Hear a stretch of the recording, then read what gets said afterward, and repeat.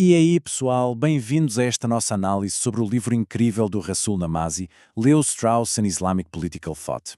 Pensem nisso como uma verdadeira história de detetive, mas no mundo das ideias. Vamos investigar como o filósofo Leo Strauss conseguiu desenvendar um ceticismo filosófico super bem escondido nos textos dos maiores pensadores islâmicos da Idade Média. É uma jornada e tanto sobre religião, filosofia, política e aquela relação sempre muito complexa entre a sabedoria e as leis divinas. Vamos lá? Bom, o nosso roteiro de hoje já está bem direto. Vamos passar por 5 pontos centrais. Primeiro, o problema teológico político. 2. A arte de escrever. 3. A lei como política. 4. Ocultando a filosofia. E, para fechar, sabedoria, religião e descrença. Então, começando pela nossa primeira seção, o problema teológico político, razão versus revelação.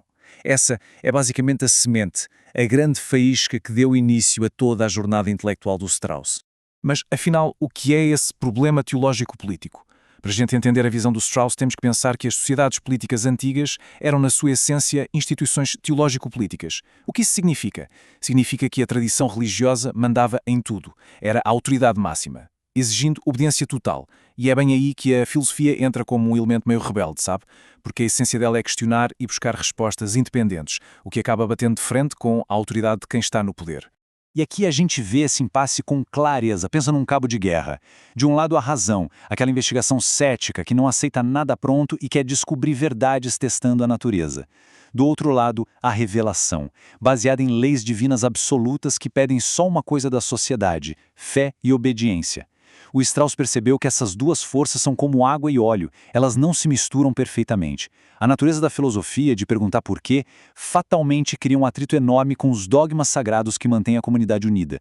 Agora, se fazer filosofia era tão perigoso assim, como é que esses pensadores não acabaram todos na fogueira? É o que vamos ver na seção 2. A arte de escrever, lendo nas entrelinhas. O grande truque de sobrevivência deles atende por um nome: esoterismo. E não, o Strauss não estava falando de misticismo ou magia, tá? Para ele, o esoterismo era um método de comunicação super calculado. Gigantes do pensamento como Al-Farabi e Maimônides usavam essa técnica o tempo todo. Eles camuflavam as ideias mais radicais e polêmicas debaixo de um texto que, na superfície, parecia super inofensivo. Assim, a verdadeira mensagem só chegava a quem realmente tivesse a paciência de ler com muita atenção o que não estava escrito ali de forma óbvia. Mas por que ter todo esse trabalho de esconder o jogo? Basicamente, por 3 motivos principais. O primeiro é instinto de sobrevivência puro e simples. Medo de perseguição mesmo. O segundo motivo é bem curioso. Eles queriam proteger a própria sociedade. Eles sabiam que jogar verdades muito duras no ventilador poderia causar o caos e destruir a ordem social. E o terceiro motivo era pedagógico. Essa complexidade toda funcionava como um filtro, um teste mental bem rigoroso para treinar futuros estudantes que fossem genuinamente capazes de entender a filosofia real. E como isso tudo funcionava lá na Idade Média?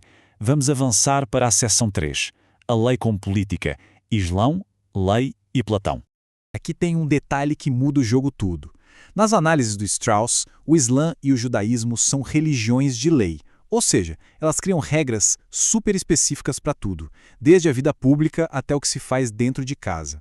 Já o cristianismo medieval era muito mais focado na fé e no dogma em si. Então, como o Islã é essa religião fundamentada em leis, ele tem um caráter super político, o que mudou completamente a forma como os filósofos islâmicos lidavam com os textos sagrados e com a sociedade ao redor deles.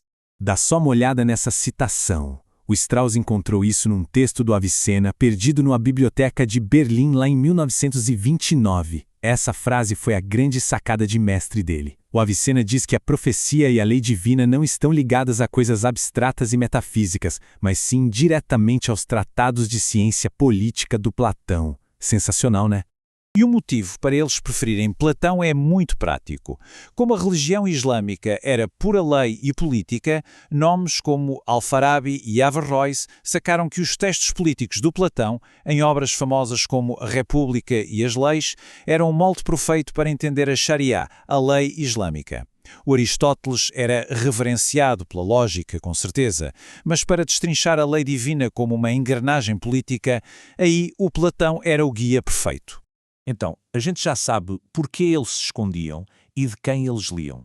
Mas na prática, Como é que se codifica uma ideia proibida? Bem-vindos à sessão 4, Ocultando a Filosofia, o escudo do comentador. A estratégia de camuflagem deles era absurdamente genial. Imagina só, o Averroes, por exemplo, escreveu um comentário enorme sobre a República do Platão. E esse formato de comentário servia como um escudo perfeito. Ele podia colocar ali um monte de opiniões subversivas e controversas e depois meio que jogar a culpa no Platão dizendo «Ei, eu estou só resumindo a história desse grego aqui». Na superfície ele era um cara dócil e seguro, mas nas entrelinhas ele estava afiadíssimo.